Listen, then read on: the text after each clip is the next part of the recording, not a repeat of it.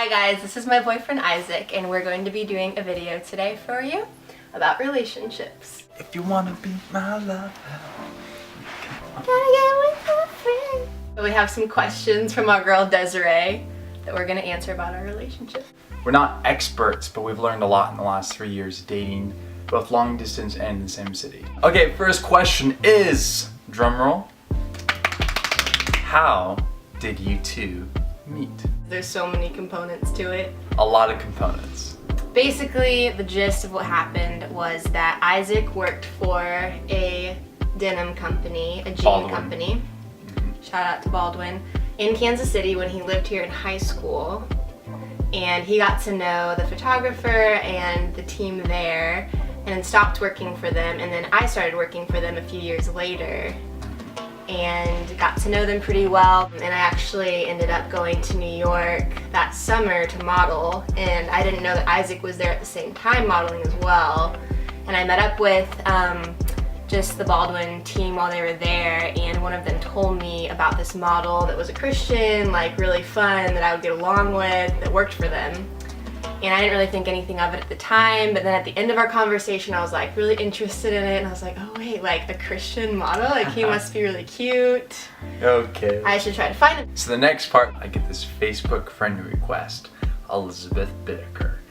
And I clicked on her profile and I was like, damn, she's cute. Yes. Worked out. And then what happened is I accepted your friend request, and then you sent me a message, and after that, we just hit off.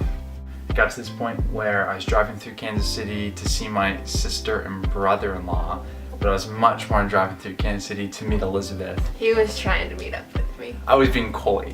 So we drive up to Kansas City, and I was like, hey, you want to go get some coffee, blah, blah, blah, blah. And you said And I said yes, but Like the funny thing is, this was like the first date of my life. I had never gone on a date with a boy before because I just was like not interested.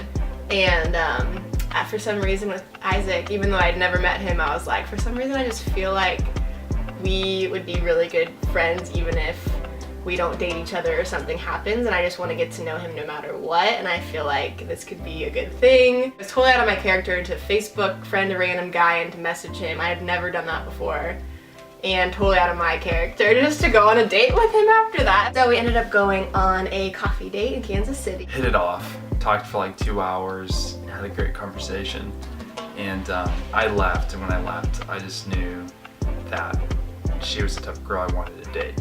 So it was just very obvious. I called my friend, and I was just like, she's way better than I even thought.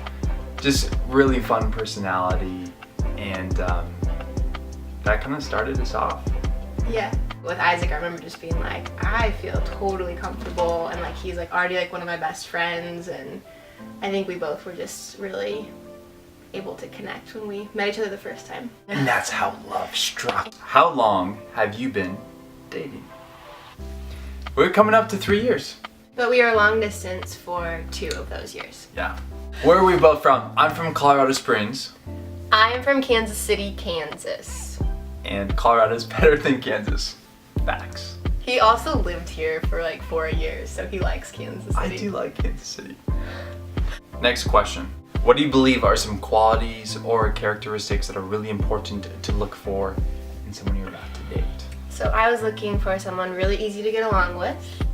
I was looking for someone really fun and spontaneous who liked adventure and just like kind of being a little free-spirited, willing to take chances and risks, not too safe. I just thought my personality, I know I needed someone who was gonna do fun stuff with me. I wanted him to have a really strong faith and someone who was mature. And incredibly hot. Oh, brother. I would say the things I was looking for have always been a walk with God, a sacrificial heart, someone who's fun, and I think that's part of like being adventurous, outgoing, something that's like seeking out fun, and those are kind of my things. Yes. He thinks I'm fun. And funny. And funny. Whoa! That's one of my things. I love it when people tell me that I'm funny. Question number 5.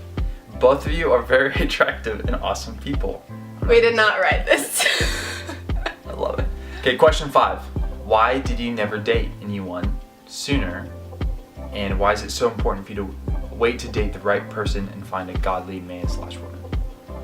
So I know I never dated someone, so this was our first relationship. I grew up with the intention that you don't just date for just to date. I think what's important to wait for is knowing that there's intentionality. Who you're dating is someone that deserves you knowing where you're going. So it's, I think it's something to be careful. You don't put all this pressure on a relationship to make it perfect. It doesn't have to be. For me, it was waiting to have peace from God. So there were a couple times when got close to dating and just kind of felt no peace about it.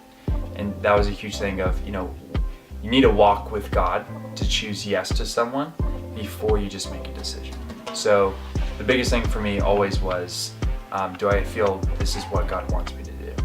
And I think that's the biggest thing, is you really need to have a relationship with God before you can have a relationship with another girl or a man. Yeah, I would agree.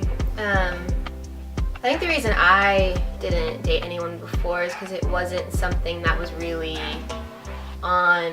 it was on my radar, I guess, but I knew the kind of person that I wanted to date. I think I saw a lot of really good examples. My dog's barking downstairs.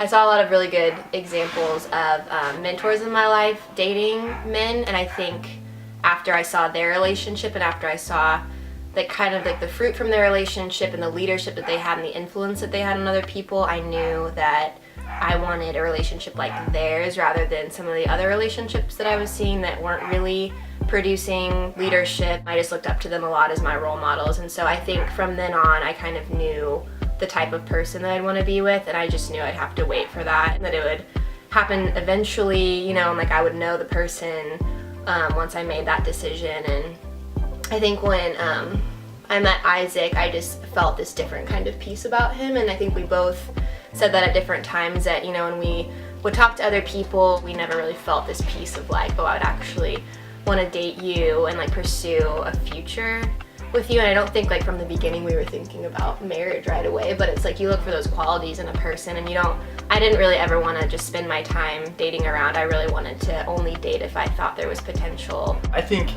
going into a relationship, one thing I've learned is there's nothing better than a fruitful relationship, and there's nothing worse than a stagnant relationship. And when you are just dating, you want to be moving in a direction, and if you feel like there's no direction you're moving in, it becomes stagnant, and that's when relationships become anxious. You feel it starts taking over your life. And there's a difference between love being something that's in your life and then this trying to discover something that takes over, and a lot of anxiousness. You start thinking so much about the other person, one act or this, and that's when God is not in the relationship. It's much more about you, but it's just about your happiness, your fulfillment, and who's with you, and you feel fine.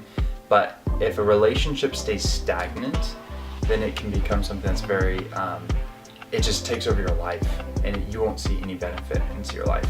So I think choosing to wait, knowing that you're finding the right person where you can see that growth, instead of just being I want to find someone and stay in this kind of stagnant place.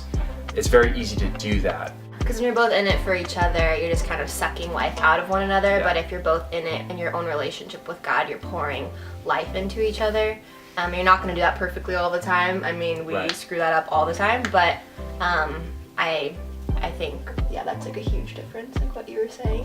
Mm-hmm. Yeah, it's good.